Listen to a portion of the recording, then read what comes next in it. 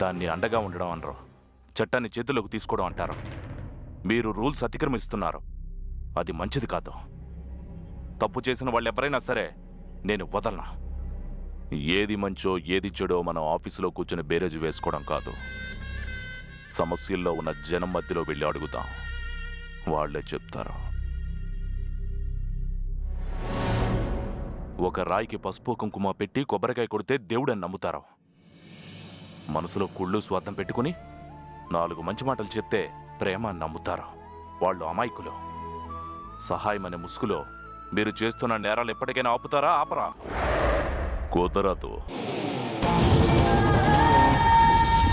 నేను చేసేది నేరం కాదు.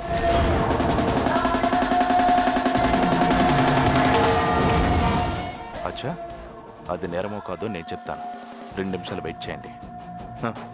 వయసు మీద పడింది కదా, ఆవేశంతో అలిసిపోయినట్టున్నారు.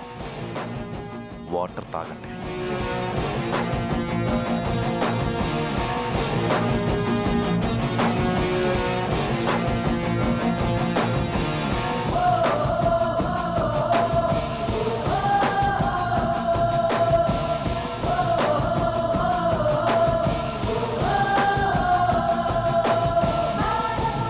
దుర్గదాస్, హద్దులు మీరు నువ్వు చాలా నేరాలు చేశావు.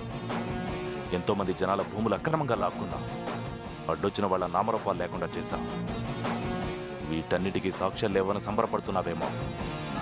నా చేతికి చిన్న తీగ దొరికినా డొంకంతా కదిలేలా లాగుతానా? లేదు సార్, అదంతా అబద్ధం. నేనంటే పడని వాళ్ళు నా మీద నింద వేశారు తప్ప నేను అలాంటి పనులు చేయలేదు సార్. నింద కాదు, నిజం. నీ మాటల్ని నమ్మేవాళ్ళు, నీ నేరాలకు భయపడేవాళ్ళు వేరే వాళ్ళు ఉంటారు, నేను కాదు. అది కాదు సార్. వద్దు, నాకేం చెప్పొద్దు. నాకు సాక్ష్యాలతో పని లేదు.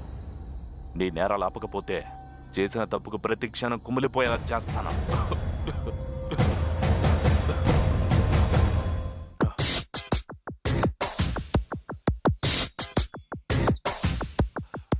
ముందు వాటర్ తాగు. వయసు దూకుడు మీద ఆవేశం ఎక్కువై స్వరం గాడి తప్పింది. అధికారంతో కూడిన ఆవేశం అంత మంచిది కాదు. సందర్భాన్ని బట్టి మాట్లాడటం, పరిస్థితిని బట్టి ప్రవర్తించడం అలవాటు చేసుకోకపోతే దెబ్బతినే అవకాశం ఉంది. నేను తప్పు చేయనప్పుడు ఎవరికీ సంజాయిషి ఇచ్చుకోను. నేను నీకు ఇచ్చిన సమయం పూర్తయింది, వెళ్ళొస్తాను. ఏయ్ దుర్గదాస్, నీ నేరాలు మానకపోతే నేను వీళ్ళలా కూర్చోబెట్టి వార్నింగ్ లేవను, కాల్చి పారేస్తా.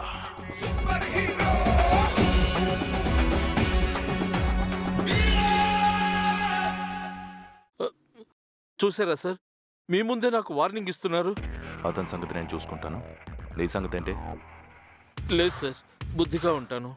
జాగ్రత్త, వెళ్ళో.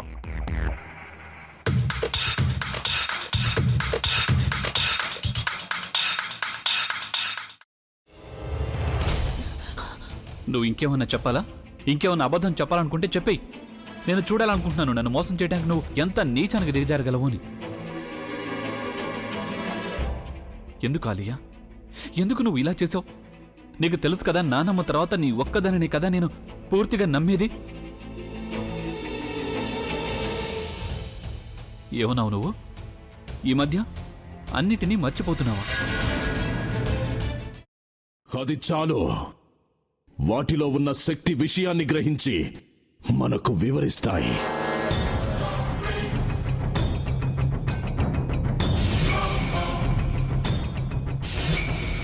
ఎవరు ఆ దండ విప్పొద్దు, గది తలుపులు తెరవద్దు.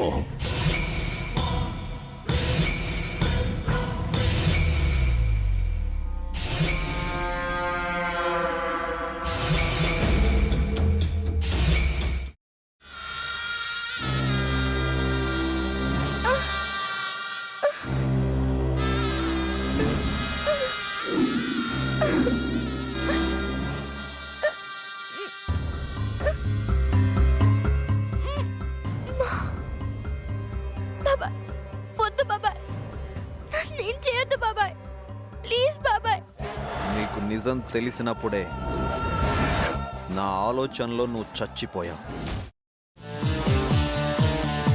అబ్బా ప్లీజ్ కొంచెం తినండి ప్లీజ్. భీమారావు గారు మీరా? ఇగో మీరా కాదు సక్కుబాయ్. అవును, మీ పనామే లేచిపోయిందని చెప్పి కంప్లైంట్ ఇచ్చినావు కదా. రేయ్, ఆయన కంప్లైంట్ ఇచ్చింది లేచిపోయిందని కాదు, కనిపించడం లేదు అని. అచ్చా, అట్లానా? సరే మేడం. ఇడియట్. ఆ వంట మనిషి పేరేంటన్నారు? రత్తాలు మేడం. ఏం పెద్ద మంచి, నీ వంట మంచిని కూడా మేడం అని పిలుస్తావా? రేయ్ హాఫ్ బ్రెయిన్,